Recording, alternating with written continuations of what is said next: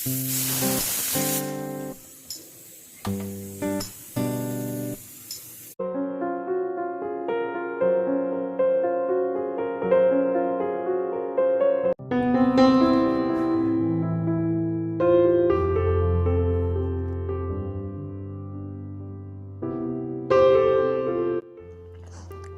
My lovely friends, যে যেখান থেকে বসে আমার ভিডিও দেখছো, আশা করি ঈশ্বরের কৃপায় প্রত্যেকে ভালো আছো। আমিও মোটামুটি ভালোই আছি। তো আজকে আরও একটা নতুন ভিডিও নিয়ে তোমাদের কাছে চলে এলাম। তো জানো, আমরা রান্নাঘরে সবসময় কাজ করি, আমাদের মতো গৃহিণীরা সবসময় রান্নাঘরে কাজ করি, কিন্তু রান্নাঘরে অনেক কিছু সাবধানতা অবলম্বন করতে হয়। সেই সাবধানতা সম্পর্কেই আমি আজকে কিছু টিপস তোমাদের দিচ্ছি। টিপস নাম্বার 1, যেমন ধরো ডিম আমরা প্রত্যেক দিনই সেদ্ধ করি, রান্না করি।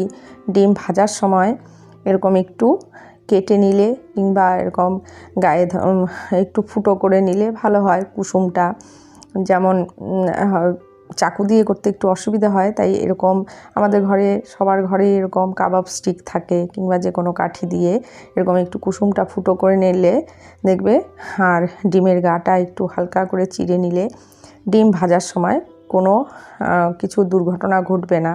যেটা আমার সাথেই ঘটেছিল। তোমরা হয়তো বলবে যে সে কথাটা কেমন দুর্ঘটনা।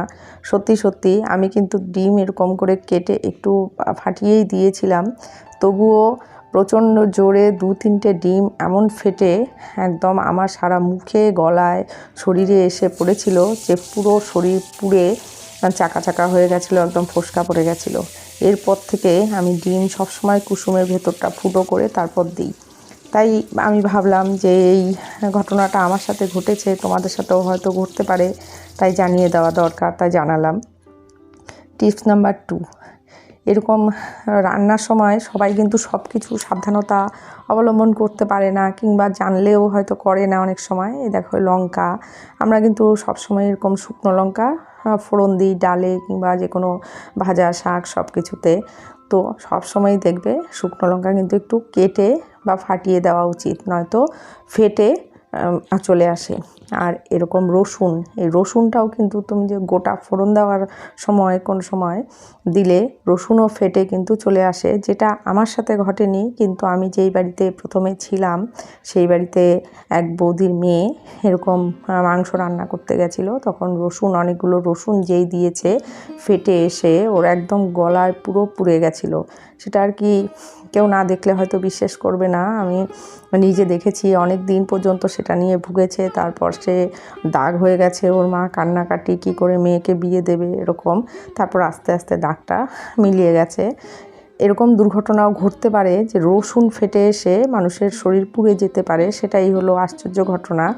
তার জন্য ভাবলাম যে এই টিপসটা তোমাদের সবাইকে জানিয়ে দেওয়া দরকার। অনেকে হয়তো জানো না, তাই যে কোনো সময় রসুন যদি কোনো কাজে ব্যবহার করো, ফোড়ন দেওয়ার কাজে, তবে একটু থেতো করেই দেবে, তবে ফাটার ভয় থাকবে না। লঙ্কা, রসুন এগুলো, এই টিপসটাও আশা করি তোমাদের ভালো লাগবে। আর টিপস নাম্বার 3, আমরা দেখবে সবসময় এরকম ধরনের বোয়াল মাছ কিংবা আঁশ ছাড়া যে মাছগুলো, শিং মাছ, মাগুর মাছ, এগুলো আমরা যখন ভাজি, কিংবা পাবদা মাছ, এগুলো যখন আমরা তেলে ভাজি, মাছ ভাজার সময় প্রচণ্ড জোরে জোরে ফেটে ফেটে আসে এবং গায়ে নানা জায়গায় পড়ে। তার জন্য কিছু সাবধানতা অবলম্বন করা দরকার। যেমন আমরা মাছ তো সব প্রতিদিনই নুন হলুদ মেখে তারপরেই মাছ ভাজি। তো এই মাছগুলোর মধ্যে যদি একটু কাঁচা সর্ষের তেল মাখা যায়, মেখে কিছুক্ষণ রেখে দেওয়া যায়, তাহলে কিন্তু এটা অনেকটাই ফাটাটা কম হয়। আর এই সব তৈলাক্ত মাছগুলো, যেগুলো আঁশ ছাড়া মাছ, এগুলো এমনিতেও ফাটে, সেগুলো কিছুটা হয়তো কম হবে, তবুও ফাটবে। অনেকে হয়তো এই টিপসগুলো জানো, আবার অনেকে হয়তো জানো না। তো অনেকের সাথে হয়তো নানা রকম দুর্ঘটনা ঘটেছেও। আবার যারা নতুন গৃহিণী আছো, তাদের হয়তো বলে দেওয়ার কেউ নেই, তারা হয়তো জানো না। তো অনেক সময় অনেক কিছুই ঘটে যায় তোমাদের সাথে, তাই ভাবলাম এই টিপসগুলো একটু শেয়ার করি, হয়তো কারোর উপকারে আসবে সেই ভেবে।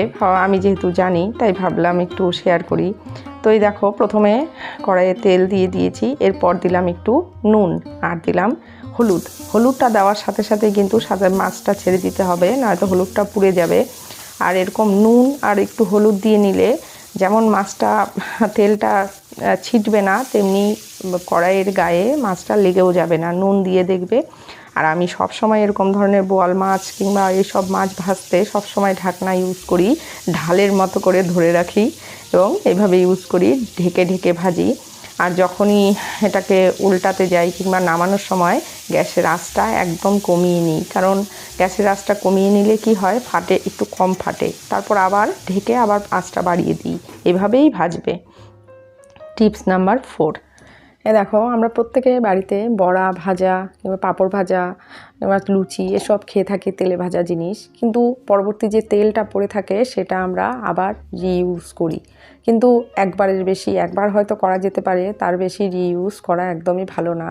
কারণ দেখো তেলটা কেমন কালার হয়ে গেছে, সবুজ রং। আর এটা খেলে কিছু না কিছু শরীরের ক্ষতি তো হবেই, তার জন্য এইসব তেল একদমই খাওয়া উচিত না। আমি তো কোনো দিনই খাই না, আমি ফেলে দিই। মনে হয় যেন তেলটা নষ্ট হলো, কিন্তু আসলে তা না, এর থেকে বেশি ওষুধ খেতে টাকা বেশি লাগবে ওইটুকু তেলের বদলে। তাই আমি বলবো, যখন তোমরা বড়া ভাজা কিংবা কোনো কিছু করবে, তখন ডিপ ফ্রাই করবে, তখন তেলের পরিমাণটা একটু কম ইউজ করবে, তাতে দেখবে তেল কম নষ্ট হবে। Tips number 5। আমরা প্রেসার কুকার প্রত্যেকে ইউজ করি, কিন্তু প্রেসার কুকার থেকেও ঘটে যেতে পারে বড় রকম দুর্ঘটনা। তাই প্রেসার কুকার ইউজ করার সময় পর্যাপ্ত পরিমাণ জল সবসময় ইউজ করবে। আর প্রেসার কুকারের ঢাকনাটা সবসময় ক্লিন রাখতে হয়। যে সিটিটা, সেই সিটির যে হোলটা আছে সেটা অবশ্যই সবসময় ক্লিন রাখবে। এভাবে কোনো কাঠি কিংবা কোনো কিছু দিয়ে পরিষ্কার করে নেবে, নয়তো দেখবে হাতে নিয়ে একটু ফু দিলেও পরিষ্কার হয়ে যায়। আর যে রাবারটা আছে সেটাও ঠিক আছে কিনা সেটাও দেখে নেবে।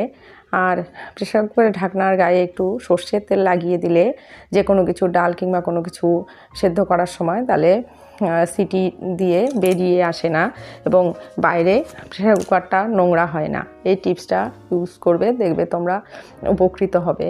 আর আমাদের জানো প্রেসার কুকার খুব কাজের, খুব সহজে রান্নাবান্না হয়।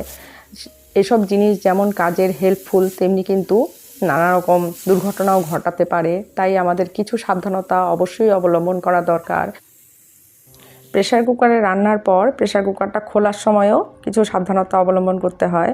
যেমন গরম অবস্থায় কোনো সময় খুলবে না, সিটিটা কমপ্লিট হলে তারপরেই ভাপটা বেরিয়ে গেলে, নয়তো এরকম ট্যাপের তলায় ধরে ঠান্ডা করে তারপর আস্তে আস্তে প্রেসার কুকারটা খুলবে, তবে দেখবে কোনো রকম দুর্ঘটনা ঘটবে না। এবং এই জিনিসগুলো আমাদের অবশ্যই মাথায় রাখা উচিত। আর এই ভিডিওটা দেখতে দেখতে যারা আমার সাথে এই পর্যন্ত চলে এসেছো, তাদের বলবো আমার চ্যানেলটা প্লিজ সাবস্ক্রাইব করে নিও। যারা করেছো তাদের জানাই ধন্যবাদ, যারা করোনি তারা প্লিজ করো।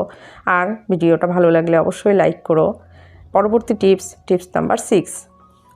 এই দেখো, আমরা কিন্তু এরকম কাঁচা লঙ্কা অনেক সময় তেলে দিই, ফোড়ন দিই, তার জন্য কাঁচা লঙ্কাও কিন্তু এরকম ফাটিয়ে দেবে। আমি যেমন কাঁচা লঙ্কাটা একটু ভেজে রাখি অনেক সময় বাটার জন্য, তো এরকম নয়তো ফেটে আসবে। Tips number 7। সবথেকে গুরুত্বপূর্ণ টিপস এটা, যে রাতে শোতে যাওয়ার সময় আমাদের অবশ্যই গ্যাসের নবটা অফ আছে কি না সেটা চেক করা উচিত। কারণ জানো, গ্যাস যেমন আমাদের উপকারী তেমনি অপকারীও। গ্যাস থেকে ঘটে যেতে পারে বড় রকমের দুর্ঘটনা। তাই এই টিপসটা কিন্তু অবশ্যই ফলো করবে। ভালো লাগলে লাইক করো। আজ তবে আসি।